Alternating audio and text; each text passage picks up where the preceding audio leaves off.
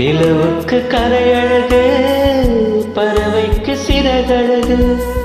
நிலவுக்கு கரையழகு, பறவைக்கு சிறகழகு. ஔவைக்கு கூடழகு, அன்னைக்கு செய்யழகு. கண்ணுக்கு மையழகு, கவிதைக்கு பொய்யழகு. கன்னத்தில் குழியழகு, கார் கூந்தல்